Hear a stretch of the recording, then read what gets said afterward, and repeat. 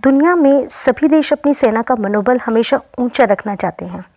सब देशों में सैन्य बलों के शहीदों को श्रद्धांजलि देने और उन्हें मेडल आदि से अलंकृत करने तथा उनके आश्रितों की देखभाल और उन्हें सम्मान देने की परंपरा है। यह सम्मान नई पीढ़ी को प्रेरणा देते हैं, सम्मान प्राप्त करने वाले के साथियों और बलों का मनोबल ऊंचा रखते हैं और उन्हें हमेशा के लिए अमर कर देते हैं। भारत में इन्हीं सम्मानों में वीरता के लिए दिया जाने वाला सर्वोच्च सम्मान है परमवीर चक्र। तो इस सीरीज में हम परमवीर चक्र के इतिहास और उन्हें पाने वाले परमवीरों के बहुत से ऐसे बहादुरी के किस्से और कहानियाँ सुनेंगे। तो आज मैं शुरू करती हूँ अपनी पहली कहानी।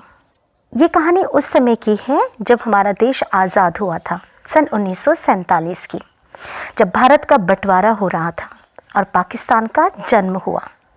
पाकिस्तान के शासक और फौजी अधिकारी चाहते थे कि जम्मू कश्मीर की शाही रियासत पाकिस्तान में शामिल हो जाए।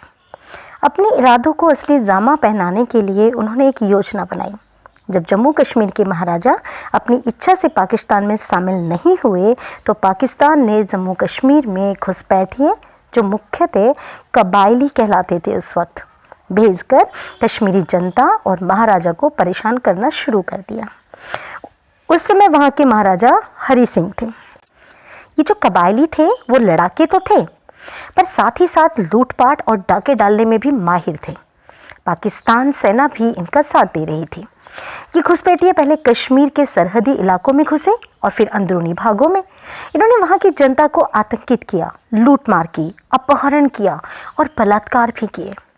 ये छापामारी करते, लोगों को परेशान करते और अंदर बढ़ते जाते या वापस पाकिस्तान में भागकर छुप जाते थे।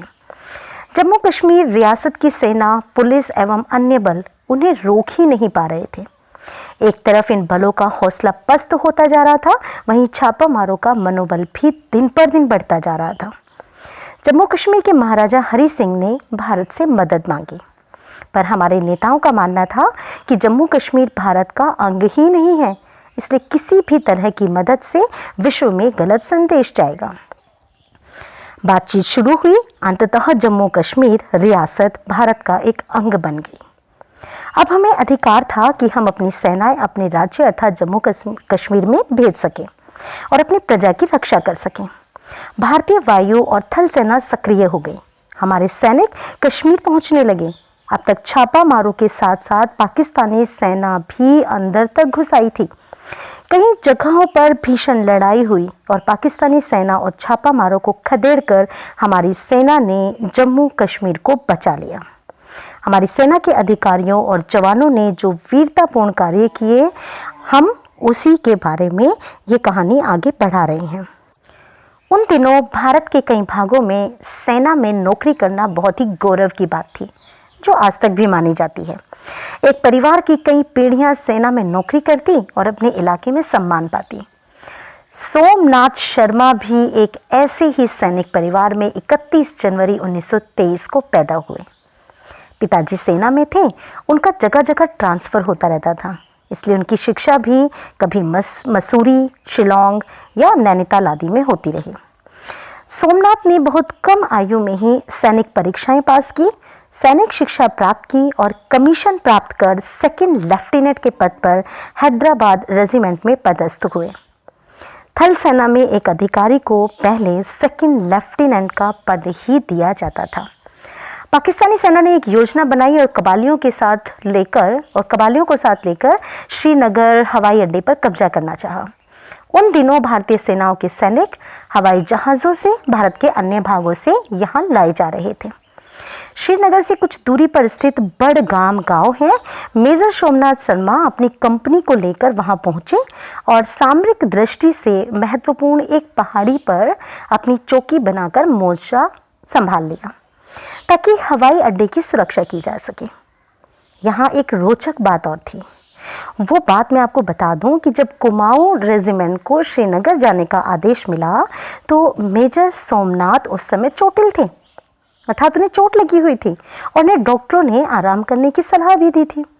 उन्होंने अपने अधिकारियों से श्रीनगर जाने के लिए प्रार्थना की, और जब इसे नहीं माना गया तो उन्होंने इसके लिए ज़िद की।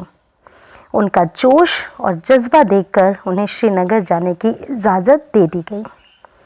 बडगाम को दुश्मन ने तीनों तरफ से घेर लिया था।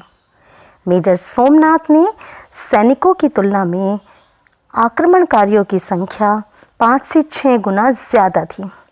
दुश्मन तीनों तरफ से गोलीबारी कर रहा था। भारतीय सैनिक बड़ी तादाद में वीरगति को प्राप्त हो रहे थे और घायल हो रहे थे।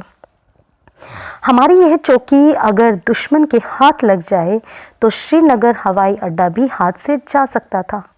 यह न केवल हमारे विमानों को उतरने में घातक होता, बल्कि हमारी सेना के मनोबल पर भी विपरीत प्रभाव पड़ सकता था। मेजर सोमनाथ ने सारी स्थिति का जायजा लिया और अपने जवानों के मोर्चे पर जाकर उनका हौसला बढ़ाया। उनके हाथ में प्लास्टर चढ़ा हुआ था, फिर भी वे दुश्मन का मुस्तैदी से मुकाबला करने के लिए दृढ़ संकल्प थे। यहाँ तक कि उन्होंने अपने एक हाथ से लाइट मशीन गनों की मैगजीनों में गोलियां तक भरी ताकि उनके सैनिकों को मदद मिल सके और पूरी मात्रा में भरी मैगजीनें उनके पास उपलब्ध रहें। वह यह भी चाहते थे कि उनके सैनिक तब तक लड़ते रहें जब तक और सैनिक उनकी मदद को ना आ जाएं, जिसे हम सैन्य भाषा में कहें तो रीएनफोर्समेंट कहा जाता है। दुश्मन काफ़ी करीब आ चुका था। हमारे सैनिक बहुत ही कम बचे थे। मेजर शर्मा बहुत चतुराई और बहादुरी से उनका मुकाबला करने में डटे थे। बस उन्हें इंतज़ार था रीएनफोर्समेंट आने का। इस इंतज़ार के बीच दुश्मन के बम का एक गोला उनके बिल्कुल नज़दीक आकर गिरा। यह गोला इतना घातक सिद्ध हुआ कि उसने मेजर शर्मा के प्राण ही ले लिए। मेजर शर्मा के सैनिकों को पता लग चुका था कि वह शहादत दे चुके हैं, किंतु मेजर सोमनाथ का नेतृत्व ऐसा था कि सैनिकों ने हिम्मत नहीं हारी। अपने कमांडर की मौत का बदला लेने के लिए दुश्मन पर भारी पड़ते रहे। उनमें गुस्सा तो था, पर अपने कमांडर के शब्दों से वह अभी भी प्रेरित हो रहे थे। वो शब्द थे कि मैं आखिरी गोली और आखिरी सांस तक लड़ता रहूंगा। ये पंक्ति बार बार उनके सभी सैनिकों के कानों में गूंज रही थी। यह ऐसी प्रेरणा थी कि दुश्मन इतने पास आकर भी उन्हें हरा न सका। रीएनफोर्समेंट पहुंचते ही दुश्मन भाग खड़ा हुआ। मेजर सोमनाथ शर्मा और उनके साथियों की शहादत ने श्रीनगर हवाई अड्डे को ही नहीं बचाया, बल्कि यह जीत आगे आने वाली कई लड़ाइयों के लिए भी निर्णायक सिद्ध हुई। अदम्य साहस, उत्कृष्ट नेतृत्व, शौर्य एवं सर्वोच्च बलिदान के लिए भारत के गणतंत्र होते ही मेजर सोमनाथ शर्मा को मरणोपरांत परमवीर चक्र अलंकरण दिया गया। हम सब इस वीर सपूत को याद रखें और इनसे प्रेरणा लेते रहें। यही उन्हें हमारी तरफ से सच्ची श्रद्धांजलि होगी। अपने देश के इस सच्चे सपूत को मैं सलाम करती हूँ और ये उम्मीद करती हूँ कि आप भी इस कहानी को जितना ज़्यादा हो सकेगा इतना ज़्यादा शेयर करेंगे।